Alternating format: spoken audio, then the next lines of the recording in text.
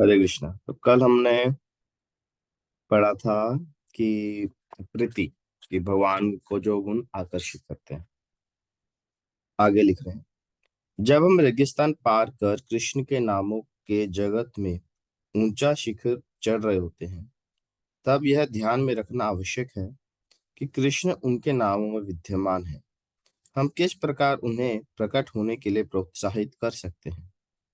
निरपराध होकर जप करिए, सेवा अपराध से बचे। श्रील भक्तिनोद ठाकुर ने हमें समझाया है कि अनर्थ ही हमारे दुर्भाग्य का कारण है।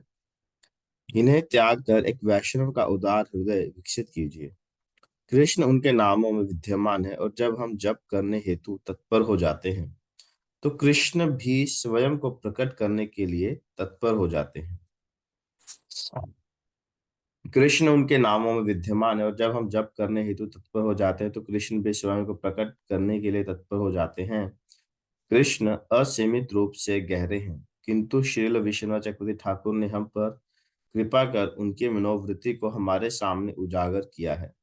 यद्यपि हम स्वयं को समर्पित करने का प्रयत्न तथा नाम संकीर्तन की सेवा के रूप में श्री कृष्ण की आराधना करने का प्रयत्न कर रहे होते हैं, तब भी वे हमारी भक्ति को और अधिक गहरा बनाने के लिए तुरंत प्रतिक्रिया नहीं देते हैं। हरे कृष्णा। तो यहाँ पे बता रहे हैं कि जप करते समय इस बात का ध्यान रखना आवश्यक है कि कृष्ण और कृष्ण के नाम अलग नहीं है।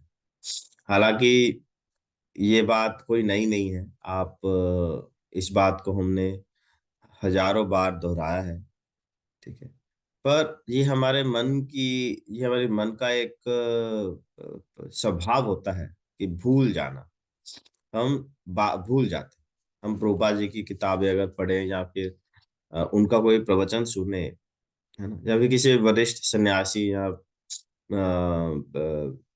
किसी वरिष्ठ भक्त का प्रवचन सुनते, तो बार बार एक ही बात आप पाएंगे, है ना, कि हम जो शरीर नहीं है, हम आत्मा है। कृष्ण ही भगवान है, परम भगवान है, उनकी सेवा करना है, हरे कृष्ण महामंत्र का जप करना है। तो वही बातें आप पाएंगे प्रभुपाद जी की पुस्तकों में बार बार रिपीट होती है, प्रभुपाद जी के प्रवचनों में भी।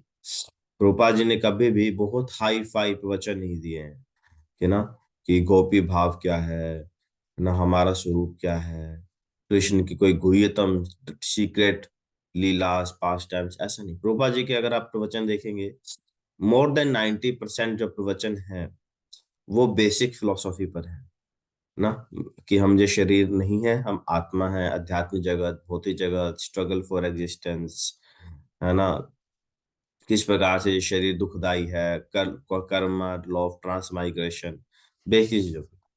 तो ये बार बार रिपीट क्यों होता है? क्योंकि ना हमारा स्वभाव क्या होता है हमारे मन का, कि मन भूल जाता है। हम सुनते हैं, थोड़ा सा फर्क पड़ता है, बट कुछ क्षणों के बाद हम फिर भूल जाते हैं, फिर माया में गिर जाते हैं। ये मन का स्वभाव है। इसलिए मन को क्या करना पड़ता है, बार बार बार बार बार बार मन को याद दिलाते रहना पड़ता है। जैसे एडवर्टाइजमेंट इंडस्ट्री है, आपको पता है एडवर्टाइजमेंट इंडस्ट्री कैसे काम करती है ना। आप सड़क पर जाएंगे, आप कोई एडवर्टाइजमेंट देखेंगे, है ना, किसी बाजार में या किसी बड़ी बिल्डिंग पर बड़ा सा बैनर होर्डिंग लगा होगा। पर ऐसा नहीं कि वो चीज आप एक ही बार देखेंगे। आप थोड़ा और आगे जाएंगे, फिर से आप वही बैनर पाएंगे, फिर से वही बैनर पाएंगे। मतलब वो, आपको हम कोई टीवी चैनल देखेंगे, टीवी पर भी वो जो एड है, ऐसा नहीं कि एक ही बार आएगी, बार बार वो एड को रिपीट करते रहेंगे बार बार। क्योंकि जब हम किसी भी वस्तु को, चीज को बार बार हम देखते हैं ना, फिर वो चीज जो है हमारे मन में ठहर जाती है। जैसे, है ना, किसी भी कोई भी सत्संग होता है तो कितने सारे उसके बैनर लगते हैं, लाइन में हर खंबे पे लग जाते हैं। तो अगर कोई चीज हमें मन में फिक्स करनी है ना, तो उसको बार बार हैमर करना करना पड़ता है। इसको बोलते हैं हैमरिंग द माइंड। मन को सीधा करना। मन बड़ा टेढ़ा है।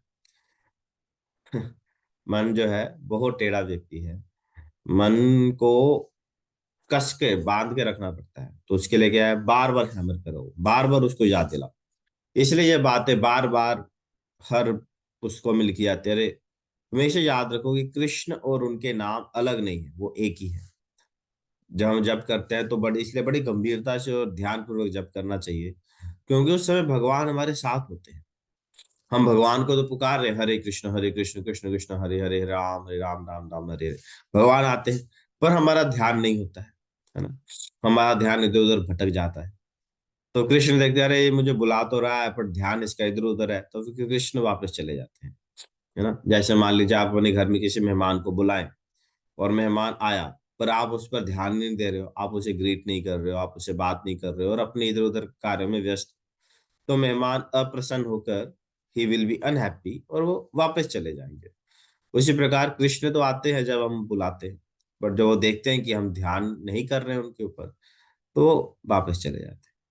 तो इसलिए यहाँ पे लिखा है कि बार बार इस बात को ध्यान रखें कि हम, हमारा ध्यान नहीं लग रहा, नहीं हमारा ही दुर्भाग्य है कि हमारा जो मन है वो इधर उधर भाग जाता है। पर निरंतर प्रयास करते रहने से ये संभव होगा कि जो मन है धीरे धीरे लगना शुरू हो जाएगा। बट एक कैसे आएगा? With practice, practice and detachment. ये प्रश्न अर्जुन भी पूछते हैं गीता में कि भगवान ये कैसे होगा, मन तो कंट्रोल हो नहीं पा रहा। मुझे तो मन को कंट्रोल, मैं हवा को कंट्रोल कर सकता हूँ, I can control the wind, but can not control the mind. तो वे कृष्ण कहते हैं अभ्यास और वैराग्य, प्रैक्टिस करते रहिए, एंड वैराग्य, है ना। वैराग्य मतलब फ्रस्ट्रेट नहीं होना, कीप ऑन प्रैक्टिस, इनसे ये संभव होगा। तो ऐसा भगवान बता। तो प्रतिदिन ध्यान पूर्वक और नियम पूर्वक जब करने से हमारा जो ध्यान है भगवान के नामों के प्रति विकसित होगा, हमारा जो स्वाभाविक जो लगाव है वो भी विकसित होता है। हरे कृष्णा। आज है, रूपा जी का कोट पढ़ लेते हैं। आज है 8 फरवरी, गुरुवार है। आज शाम को 9 बजे प्रोपा जी का प्रवचन वाली क्लास भी रहेगी।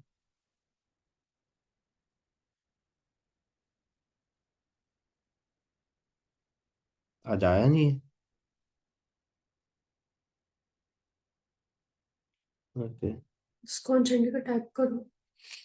आज इन्होंने अभी तक भेजा नहीं है प्रोपा जी का कोट। ओके, धन्यवाद, हरे कृष्णा।